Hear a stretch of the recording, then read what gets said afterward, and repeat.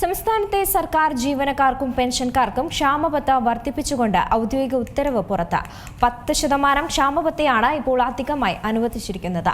ധനമന്ത്രി K N Balagopal 2026-27 ബജറ്റിൽ പ്രഖ്യാപിച്ച 13% DA കുടിശ്ശിക തീർക്കുന്നതിന്റെ ഭാഗമായാണ് നടപടി.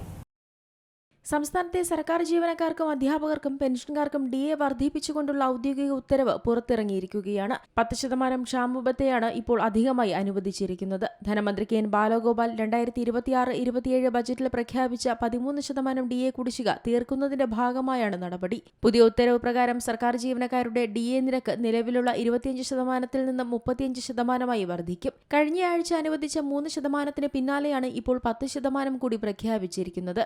ഇതിലൂടെ ബജറ്റിൽ വാഗ്ദാനം ചെയ്ത 13% DAയും സർക്കാർ അനുവദിച്ചു കഴിഞ്ഞു. അഡീഷണൽ ചീഫ് സെക്രട്ടറി KR ജ്യോതിലാലാണ് ഗവർണറുടെ പേരിൽ ഉത്തരവ് പുറപ്പെടുവിച്ചത്. പുതുക്കിയ നിരക്കിലുള്ള ക്ഷാമബത്ത 2026 മാർച്ച് മാസത്തെ ശമ്പളത്തോടൊപ്പം വിതരണം ചെയ്യും. പെൻഷൻകാർക്കും കുടുംബ പെൻഷൻകാർക്കും ക്ഷാമാശ്വാസം ഇതേ നിരക്കിൽ ഏപ്രിൽ മാസത്തെ പെൻഷനൊപ്പം ലഭ്യമാകും. പുതുക്കിയ ശമ്പള സ്കെയിലുള്ളവർക്ക് മാത്രമല്ല, പഴയ ശമ്പള പരിഷ്കരണ ഉത്തരവുകൾ അനുസരിച്ച് ശമ്പളം വാങ്ങുന്ന ജീവനക്കാർക്കും പെൻഷൻകാർക്കും ആനുപാതികമായ വർധനവ് ഉത്തരവിൽ ഉറപ്പാക്കിയിട്ടുണ്ട്.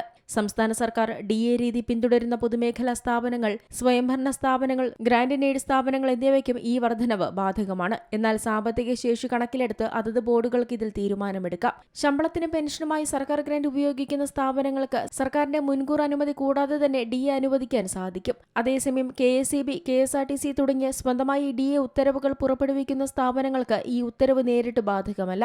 അവർക്ക് പ്രത്യേക ഉത്തരവുകൾ പിന്നീട് പുറത്തിറക്കും. കുടിശ്ശികയെക്കുറിച്ചുള്ള വിവരങ്ങൾ പിന്നീട് അറിയിക്കുമെന്നും ഉത്തരവിൽ പറയുന്നു. News desk Zee Malayalam news. ഏറ്റവും പുതിയ വാർത്തകളും വിശേഷങ്ങളും വിരൽത്തുമ്പിലറിയാൻ സീ മലയാളം ന്യൂസ് എല്ലാ ഡിജിറ്റൽ പ്ലാറ്റ്ഫോമുകളിലും ലഭ്യം.